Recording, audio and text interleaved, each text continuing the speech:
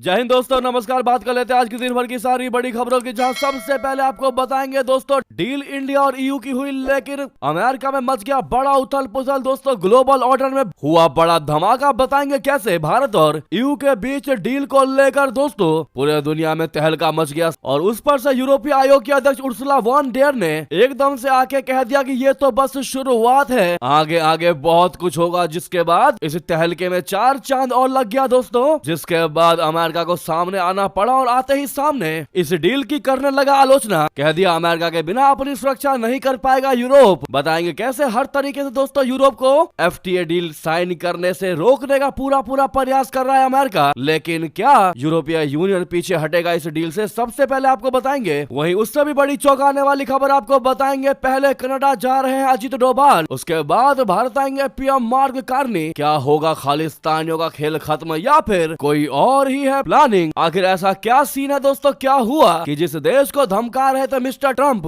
वो अचानक अब आ रहा है भारत के करीब। लेकिन वहीं उससे भी बड़ी चौंकाने वाली खबर, इस देश के राष्ट्रपति ने ट्रंप से कहा कि पहले भारत जाऊंगा फिर तुम्हारे देश अमेरिका आऊंगा। जी हाँ, ये बयान सुनते ही ट्रंप की भौहें चौंक गई। दोस्तों सारी जानकारियां इससे भी बड़ी एक एक करके आपको बताएंगे, बस आप वीडियो के अंत तक बने रहिएगा। और खबरों में आगे बढ़ने से पहले अपने देश भारत के संप्रभुता, अखंडता का और भारत की बढ़ती ताकत का दिल से समर्थन करते और मानते हैं कि अब कोई भी पावर भारत को यूरोपीय यूनियन के साथ एफटीए डील साइन करने से रोक नहीं पाएगी, और ये डील होकर ही रहेगा। तो वीडियो को लाइक करके इस चैनल को सब्सक्राइब करके बेल आइकन दबा के कमेंट में जय हिंद कह दीजिएगा। तो दोस्तों अब बात कर लेते हैं पहली सबसे बड़ी खबर की, जहां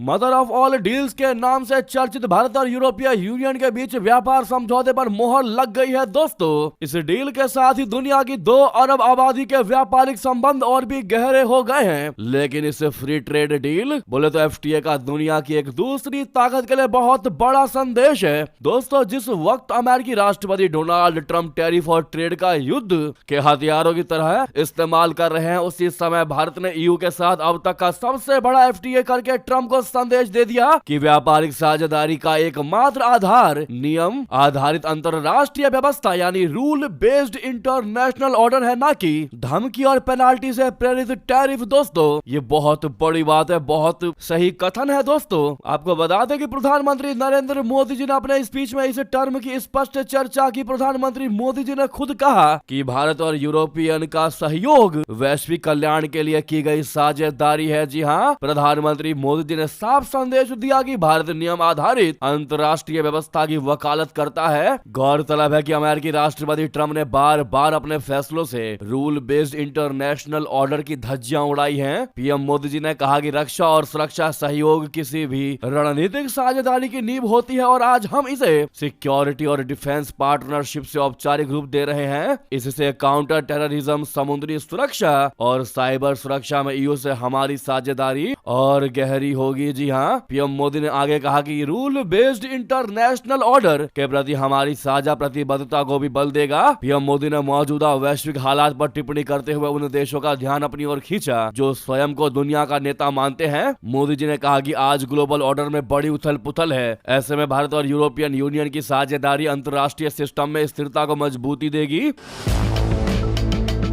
इस संदर्भ में आज हमने यूक्रेन, पश्चिम एशिया, इंडो पैसिफिक सहित कई वैश्विक मुद्दों पर चर्चा की है। वहीं दोस्तों मदर ऑफ ऑल डील्स का ऐलान करते हुए बोली ईयू कमीशन की प्रेसिडेंट उर्सुला वेन, कहा ये तो बस शुरुआत है। जी हाँ, और आने वाले समय में भारत ईयू की रणनीतिक साझेदारी को और मजबूत करेगी। वहीं प्रधानमंत्री मोदी जी ने भी इस समझौते को दोनों क्षेत्रों के लिए बड़े अवसर खोलने का मार्ग बता डाला। दोस्तों हम आपको ये बता रहे हैं कि इस डील को लेकर क्या क्या बयान दिए गए। यूरोपीय आयोग की अध्यक्ष उर्सुला वॉन डेर लेयन ने सोशल मीडिया प्लेटफॉर्म एक्स पर पोस्ट करते हुए कहा कि आज यूरोप पर भारत इतिहास बना रहे हैं। हमने मदर ऑफ ऑल डील्स को पूरा कर लिया है। 2 अरब लोगों के लिए एक मुक्त व्यापार क्षेत्र बनाया गया है जिससे दोनों पक्षों को फायदा होगा। ये तो बस शुरुआत है, हम अपनी रणनीतिक साझेदारी को और मजबूत करेंगे। जी हाँ दोस्तों, यानी कि दोस्तों प्रधानमंत्री नरेंद्र मोदी जी ने मंगलवार यानी आज के दिन भारत यूरोपीय संघ मुक्त व्यापार समझौते समझौते पर हस्ताक्षर की घोषणा कर दी। उन्होंने कहा कि मैं आपको एक महत्वपूर्ण घटनाक्रम के बारे में बता रहा हूं। कल भारत और यूरोप के बीच एक बड़ा समझौता हुआ है। प्रधानमंत्री ने सभी को इस समझौते की बधाई दी और कह दिया कि इसे दुनिया भर में मदर ऑफ ऑल डील्स कहा जा रहा है। उन्होंने बताया कि भारत EU का यह समझौता वैश्विक GDP के करीब 25% और वैश्विक व्यापार के 1/3 हिस्से को कवर करता है। उन्होंने कहा कि यह दुनिया की दो बड़ी अर्थव्यवस्थाओं के बीच तालमेल का शानदार उदाहरण है। दोस्तों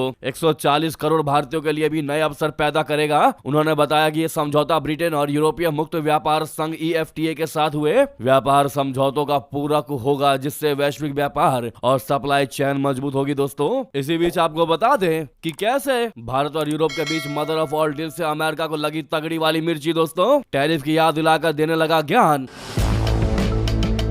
ट्रंप प्रशासन के प्रमुख सहयोगी और अमेरिकी ट्रेजरी सेक्रेटरी स्कॉट बेसेंट ने इंटरव्यू में कहा कि अमेरिका ने रशिया यूक्रेन संघर्ष को समाप्त करने के लिए यूरोप की तुलना में कहीं अधिक बलिदान दिए हैं। बेसेंट ने दावा किया है कि अमेरिका ने भारत पर रूसी तेल खरीदने के लिए 25% टैरिफ लगाए, जबकि पिछले सप्ताह यूरोपीय देशों ने भारत के साथ बड़ा व्यापार समझौता कर लिया। उन्होंने इसे यूरोप की दोहरी नीति करार दिया और कहा कि अमेरिका ने रशिया से ऊर्जा अलगाव के लिए ज्यादा आर्थिक और रणनीतिक कीमत चुकाई है। ट्रंप के नेतृत्व में युद्ध समाप्त करने की दिशा में प्रयास जारी है, लेकिन यूरोप इस दिशा में कमजोर कदम उठा रहा है। स्कॉट बेसेंट ने भारत के रूसी तेल व्यापार पर आधारित अमेरिकी टैरिफ नीति का समर्थन किया। उन्होंने कहा कि रूसी कच्चा तेल भारत में आता है, वहां रिफाइंड होकर उत्पाद बनते हैं और यूरोपीय देश इन्हें खरीदते हैं। इससे यूरोप अनजाने में खुद के खिलाफ युद्ध को वित्त पोषित कर रहा है। ट्रंप प्रशासन ने भारत पर कुल 50% टैरिफ लगाए हैं, जिसमें रूसी तेल से जुड़ा 25% अतिरिक्त दंड शामिल है। बेसेंट ने इससे पहले कहा था कि भारतीय रिफाइनरियों ने रूसी तेल खरीद काफी कम कर दी है और टैरिफ हटाने का रास्ता हो सकता है, लेकिन अब वे टैरिफ को सफल बताते हुए इसका समर्थन कर रहे हैं। वहीं दोस्तों नाटो चीफ की दो टूक कह दिया, अमेरिका के बिना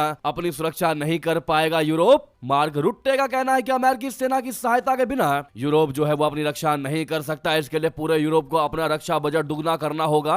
मार्क रुट्टे के मुताबिक अगर यहाँ किसी को लगता है कि यूरोपियन यूनियन या पूरा यूरोप मिलकर बिना अमेरिका की मदद के खुद की सुरक्षा कर सकता है, तो आप सपनों की दुनिया में है। आप ये नहीं कर सकते। यूरोप और अमेरिका दोनों एक दूसरे की आवश्यकता है। यानी कि दोस्तों कहीं ना कहीं यूरोपीय यूनियन को अमेरिका जो है ऐसा माइंडसेट उनका बनाना चाह रहे हैं कि भारत के साथ ये डील नहीं होनी चाहिए, क्योंकि दोस्तों अमेरिका को पता है कि अब वो कितना भी टैरिफ भारत पर लगा ले, इस डील के बाद भारत को कुछ फर्क नहीं पड़ने वाला। उल्टा भारत अमेरिका को अच्छे से सिला दे सकता है। दोस्तों अमेरिका की हेकड़ी निकाल सकता है, उसके साथ व्यापार को बंद करके या फिर अपने सामानों को दूसरे देश में एक्सपोर्ट करके। जी हाँ दोस्तों, अब आप ऐसा समझ लीजिए इस FTA डील के बाद अमेरिका की जो हालत आज हुई होगी दोस्तों, वो शोक मना रहा होगा। इस प्रकार से इतना महत्वपूर्ण था ये डील भारत के लिए जो संभव हो पाया है। दोस्तों इसका सबसे बड़ा श्रेय आप किसको देना चाहेंगे? सबसे पहले श्रेय जरूर कमेंट में नाम लिखकर बताइएगा, देखते हैं ये श्रेय किसको जाता है। और दूसरा श्रेय भी जरूर लिखेगा,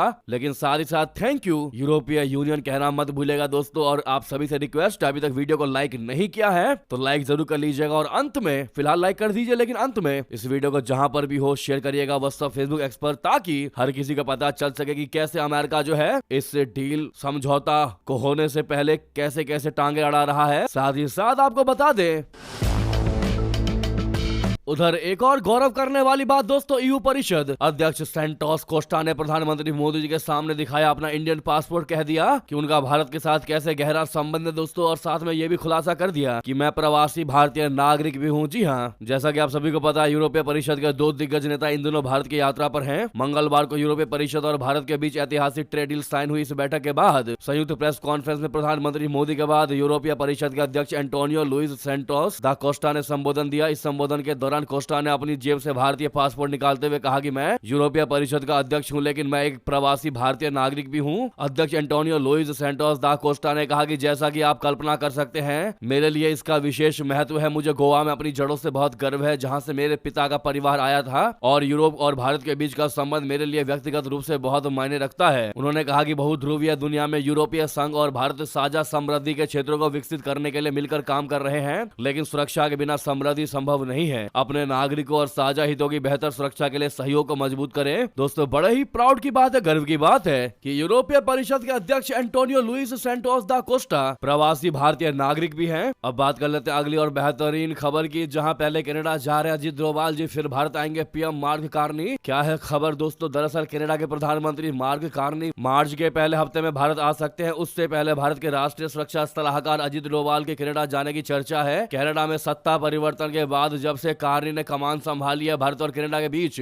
आपसी संबंधों में काफी सुधार हुए हैं। दोनों देशों के बीच आर्थिक और अन्य मसलों पर तो चर्चा हो ही रही है और संबंधों को व्यापक बनाने पर काम चल रहा है, लेकिन भारत की आंतरिक सुरक्षा के लिए भी कनाडा से संबंध खास मायने रखते हैं। ऐसे में ये दोनों ही यात्राएं काफी महत्वपूर्ण मानी जा रही हैं। मीडिया रिपोर्ट के अनुसार राष्ट्रीय सुरक्षा सलाहकार एनएसए अजीत डोभाल जी फरवरी में कनाडा की यात्रा पर जा सकते हैं। दरअसल भारत और कनाडा ने कार्नी के सत्ता में आने के बाद से इंटेलिजेंस और सुरक्षा सहयोग पर काफी जोर दिया है और डोभाल की इस यात्रा को उसी से जोड़कर देखा जा रहा है। सोमवार को ही विदेश मंत्री जयशंकर जी ने अपनी कनाडाई समकक्ष अनीता आनंद के साथ भी बातचीत की है, जिसमें द्विपक्षीय संबंधों को मजबूत करने पर जोर दिया गया। दोस्तों ऐसे में पहले डोभाल का कनाडा जाना और फिर कार्नी के भारत आने की अहमियत समझी जा सकती है, जिसमें काउंटर टेररिज्म और संगठित अपराध के खिलाफ अभियान बड़ा एजेंडा हो सकता है। इससे पहले कनाडा भारत विरोधी ताकतों का पनाहगार बनने लगा था, वहां खालिस्तानी विचारधारा आक्रामक रूप ले रही थी। यही नहीं, संगठित अपराध के लिए भी कनाडा भारत के लिए सिरदर्दी बन गया था। इन्हीं वजह से भारत और कनाडा में संबंध निचले स्तर पर आ गए थे, खासकर जब निज्जर हत्याकांड में तत्कालीन कनाडाई प्रधानमंत्री जस्टिन ट्रूडो ने भारत पर आशंका जता दी थी, तो दोनों देशों के कूटनीतिक संबंध बहुत ही ज्यादा तनावपूर्ण हो गए थे। लेकिन पिछले साल अप्रैल में मार्क कार्नी की चुनावी जीत ने संबंधों की दिशा बेहतर की और बदल दी। जून 2025 में कार्नी और पीएम मोदी जी की G7 शिखर सम्मेलन के दौरान मुलाकात हुई और इसके बाद ही सुरक्षा से जुड़े मुद्दों पर चर्चाएं आरंभ हुई। दोस्तों साथ ही साथ आपको बता दें, इससे भी बड़ी खबर, पहले भारत जाऊंगा फिर अमेरिका आऊंगा। जी हां, ब्राजील के राष्ट्रपति लूला दा सिल्वा ने ट्रंप से क्यों कहा ऐसा और क्या कहा बता दें। ब्राजील के राष्ट्रपति लुइस इनाजियो लूला दा सिल्वा ने सोमवार को बताया कि वो फरवरी में भारत की यात्रा करेंगे। इसके बाद वो दक्षिण कोरिया जाएंगे और फिर वॉशिंगटन में अमेरिकी राष्ट्रपति डोनाल्ड ट्रंप से मुलाकात करेंगे। ये जानकारी उन्होंने अमेरिकी राष्ट्रपति डोनाल्ड ट्रंप के साथ टेलीफोन पर हुई बातचीत के बाद शेयर की। दोस्तों राष्ट्रपति लूला दा सिल्वा ने ट्रंप के साथ हुई अपनी बातचीत का ब्यौरा देते हुए सोशल मीडिया प्लेटफॉर्म एक्स पर लिखा कि हम भारत और दक्षिण कोरिया की मेरी यात्रा के बाद फरवरी में वॉशिंगटन में मुलाकात करने पर सहमत हुए हैं, जिसकी तारीख जल्द ही तय की जाएगी। दोनों नेताओं ने द्विपक्षीय संबंधों और वैश्विक एजेंडे पर चर्चा की। लूला दा सिल्वा ने बताया कि हाल के महीनों में दोनों देशों के बीच बने अच्छे संबंधों के परिणाम स्वरूप ब्राजील के उत्पादों पर लगाए गए टैरिफ यानी शुल्क का एक बड़ा हिस्सा हटा दिया गया है। ट्रंप ने भी माना कि अमेरिका और ब्राजील की आर्थिक वृद्धि पूरे क्षेत्र के लिए सकारात्मक है। दोस्तों राष्ट्रपति लूला दा सिल्वा का यह दौरा भारत ब्राजील संबंधों के लिए अत्यंत महत्वपूर्ण माना जा रहा है। हाल ही में प्रधानमंत्री नरेंद्र मोदी जी और राष्ट्रपति लूला दा सिल्वा ने द्विपक्षीय संबंधों की समीक्षा की थी। प्रधानमंत्री मोदी जी ने सोशल मीडिया पर कहा था कि राष्ट्रपति लूला से बात करके खुशी हुई। हमने भारत ब्राजील रणनीतिक साझेदारी की मजबूत गति की समीक्षा की, जो आने वाले वर्ष में नई ऊंचाइयों को छूने के लिए तैयार है। अब ऐसे में दोस्तों इस खबर से आप देख सकते हैं कि भारत की ताकत क्या है, भारत का पावर क्या है। दोस्तों कि ब्राजील के राष्ट्रपति सुपर पावर अमेरिका जैसे देश को भारत से कम अहमियत देते दिखाई दे रहे हैं और पहले कह रहे हैं भारत जाऊंगा फिर तुम्हारे देश अमेरिका आऊंगा। ट्रंप जी हाँ, इस पर आपकी जो भी राय हो, लेकिन मेरा भारत महान कहना कमेंट में मत भूलिएगा। दोस्तों लगे हाथों इस वीडियो को लाइक करके चैनल को सब्सक्राइब करके बेल आइकन दबा के कमेंट में जय हिंद कह दीजिएगा। मिलते हैं आपसे अगली बड़ी खबर में। यहाँ तक बने रहने के लिए आप सभी का बहुत बहुत धन्यवाद, बहुत बहुत आभार। जय हिंद, जय भारत।